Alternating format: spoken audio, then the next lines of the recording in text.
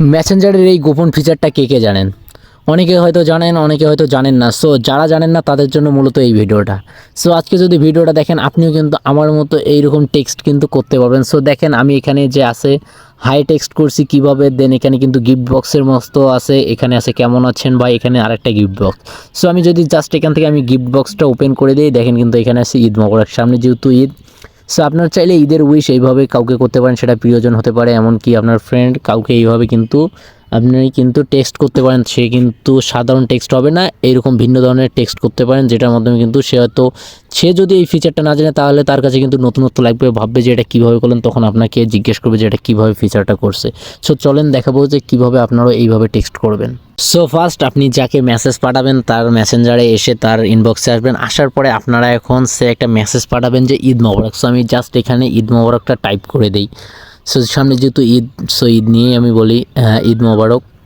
দেন আমি কিন্তু এটাকে কিন্তু আমি টাইপ করে দিলাম। এখন এই লেখাটাকে চাচ্ছি যে এই বক্সের মতো করে দিতে, আমি যেমন এই বক্সটা করে দিয়েছিলাম সেইভাবে গিফট আকারে দিব। সো আমি এখানে জাস্ট কী করে দিব যে আপনাদেরও দেখাই, আপনারা যখন টাইপ করে দিবেন, টাইপ করার পর এইখানে যে নিচে দেখতেছেন সার্চ যে আইকনটা আছে এইটার উপর ক্লিক করবেন। সো আমি এখানে ক্লিক করি, দেন ক্লিক করার পর এইখানে কিন্তু আপনারা এই অপশানগুলো পাবেন, 4টা অপশান পাবেন। সেটার মধ্যে যদি আপনারা লক্ষ্য করেন, ফার্স্ট যেমন আছে ঈদ মোবারকের পাশে কিন্তু লাভ আছে, দেন এখানে অন্য ইফেক্ট আছে, দেন যে 3 নাম্বারটা আছে এটা আছে কি আগুন রিয়াক্ট, সো আগুন ইফেক্ট। দেন 4 নাম্বার যে ইফেক্টটা আছে এটা দেখেন পুরো একদম গিফট বক্সের মতো। আপনারা যদি চান যে গিফট বক্সের মতো করে কাউকে টেক্সট পাঠাবেন, সো আপনারা কী করবেন, এইটার উপর সিলেক্ট করে দেবেন। সো আমি এটা এখন সিলেক্ট করে দিলাম, দেখেন এটা কিন্তু গিফট বক্সের মতো চলে গেছে। এখন যদি আমি যাকে আমি টেক্সটটা পাঠাইলাম সে যদি এটা রিসিভ করে দেন, গিফট বক্স দেখে খুশি হইতে পারে।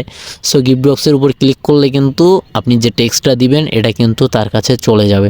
সো বন্ধুরা এই ছিল আজকের ফিচারটুকু। আশা করি যারা ভিডিওটি দেখতেছেন আপনাদের মাঝে ভালো লাগবে। যদি ভালো লেগে থাকে অবশ্যই ভিডিওতে একটা লাইক করে দিবেন, আর অবশ্যই চ্যানেলটি সাবস্ক্রাইব করে দিবেন, আর ফেসবুক পেজ থেকে দেখে থাকলে পেজটি ফলো করে দিবেন, আর অবশ্যই ভিডিওতে একটা লাইক করে দিবেন।